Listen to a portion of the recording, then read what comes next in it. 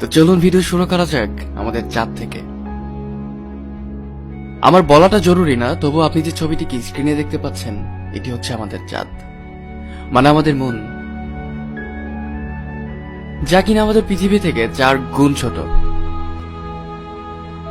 শুধু এটুকুই না, এটি সেরাস এবং প্লুটো নামের গ্রহ থেকে বড়। এরপর মার্কিউরি আমাদের চাঁদের থেকে অনেক বড়। এরপর গ্যানিমেড, যা মার্কিউরি থেকে আরো একটি বড় গ্রহ। তারপর মার্স অথবা মঙ্গল, যা কিনা গ্যানিমেডের থেকেও বড়।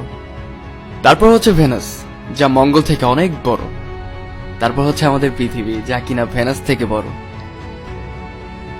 এরপর হচ্ছে ক্যাপলার, যা আমাদের পৃথিবী থেকে কয়েক গুণ বড়। এরপর নেপচুন, যা ক্যাপলার থেকে বড়। এরপর ইউরেনাস, যা কিনা নেপচুন থেকে বড়। এরপর স্যাটার্ন, যা ইউরেনাস থেকে কয়েক গুণ বড়। এরপর টিউম্যাস, যা কিনা স্যাটার্ন থেকে বড়। এরপর জুপিটার, যা টিউম্যাসের থেকেও বড়। এরপর এই গ্রহটি, যার নাম হচ্ছে HD 100546, যা কিনা পেছনের সব গ্রহ থেকে বড়। এরপর আমাদের সূর্য, যা এই গ্রহটি থেকে বড়। সূর্য থেকে বড় সাইরাস। এরপর পোলাক্স, যা সাইরাস থেকে বড়। পোলাক্সের পর আরেকটারাস, যা পোলাক্সের থেকে বড়। এর থেকে বড় অ্যালডিব্রাম, যা একটি তারা। এর থেকে বড় হচ্ছে রিজেল, যাকে ব্লু সুপার জায়ান্ট বলা হয়ে থাকে। এর থেকেও বড় হচ্ছে পিস্টল স্টার।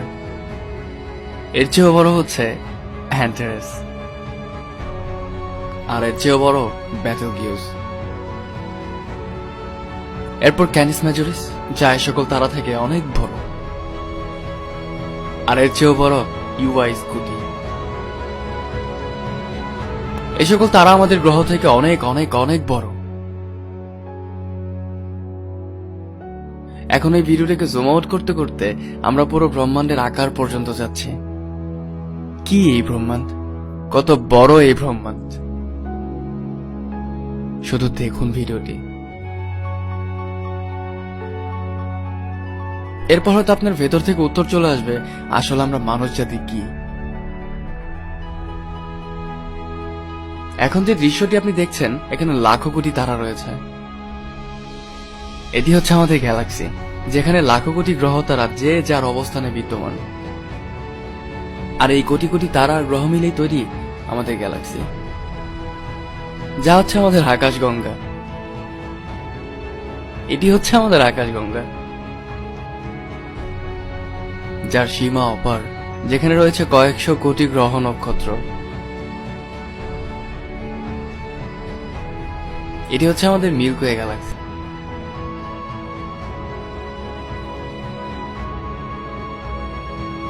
এই মিল্কওয়ে গ্যালাক্সির পাশেই রয়েছে আরো একটি গ্যালাক্সি, যার নাম অ্যান্ড্রোমেডা গ্যালাক্সি, যা আমাদের মিল্কওয়ে গ্যালাক্সি থেকে 4 গুণ বড়।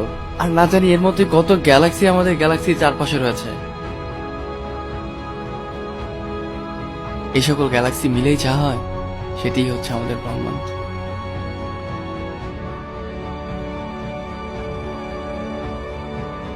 এটি হচ্ছে আমাদের ব্রহ্মাণ্ড, মহাবিশ্ব।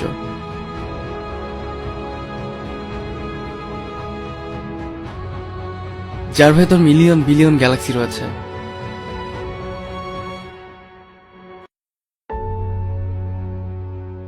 এটি হচ্ছে আমাদের ব্রহ্মাণ্ড।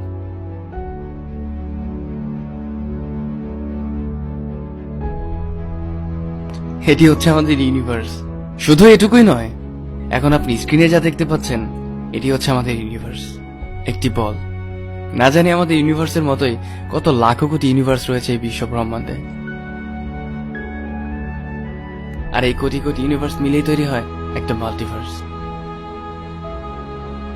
হয়তো এই সকল মাল্টিভার্সের উপরও এক সুপারভার্স আছে, যেখানে হাজারো মাল্টিভার্স আছে, লাখো কোটি মাল্টিভার্স আছে। এটি হচ্ছে আমাদের ব্রহ্মাণ্ড।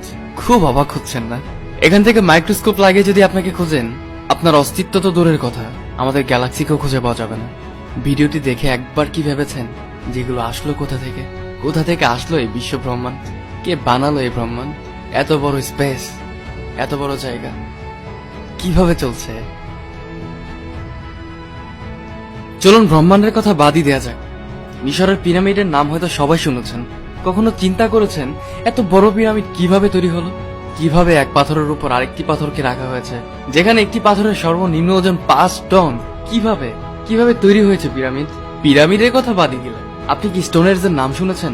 স্ক্রিনে যে পিকটি দেখতে পাচ্ছেন, এটি হচ্ছে স্টোনহেঞ্জ। কখনো কি ভেবেছেন এইভাবে সাজানো লম্বা লম্বা পাথরকে একটির উপর আরেকটিকে রাখা হয়েছে কিভাবে? কে রেখেছে এগুলো? কি এগুলো? প্রতিটা মানুষ নিজের জায়গা থেকে আলাদা, কারো সাথে কারো হুবহু মিল নেই। বিশ্ব ব্রহ্মাণ্ডে কত শত গ্রহ রয়েছে, সব গ্রহই নিজের জায়গাতে ঘুরতে থাকে। কখন এমন হয়নি একটি গ্রহ নিজের জায়গা ছেড়ে অন্য জায়গাতে চলে গিয়েছে? আমাদের মানুষদের বেঁচে থাকার জন্য খাবার খেতে হয়, আর যে খাবার আমরা এই পৃথিবী থেকে পেয়ে থাকি। আমরা নিঃশ্বাস নিয়ে থাকি, কিন্তু আজ পর্যন্ত ওই হাওয়াকে এখন পর্যন্ত কেউ দেখতে পারিনি। আপনার কি মনে হয় এই সকল জিনিস একা একা চলছে? এত বড় পৃথিবী, এত বড় ব্রহ্মাণ্ড, এত বড় মহাবিশ্ব, এত এত এত কিছু, এসব একাই চলছে? আমার কাছে তো মনে হয় না। বরং এমন এক শক্তি আছে যে পুরো ব্রহ্মাণ্ডকে তৈরি করেছে। যেমনটা আমাদের বানানো কম্পিউটার দিনের পর দিন চলতে থাকে, তেমনি কেউতে এই দুনিয়াকে চালাচ্ছে। এই কেউটাকেই কেউ আল্লাহ বলে থাকে, আবার কিছু কপাল পোড়া মানুষ তাকে এলিয়েন বলে থাকে। আপনার কি মনে হয় এই দুনিয়া আসলে একা একা চলছে? অবশ্যই না, বরং দুনিয়াকে যে চালাচ্ছে তার সম্বন্ধে আসলে আমাদের কোনো ধারণাই নেই। সকল প্রশ্নের আনসার আপনি 1400 বছর আগের কোরআনে পেয়ে যাবেন। মন দিয়ে কোরআন পড়ুন, আল্লাহকে পেয়ে যাবেন। ভিডিওটি ভালো লাগলে অবশ্যই আপনার বন্ধুদের সাথে শেয়ার করবেন। আমাদের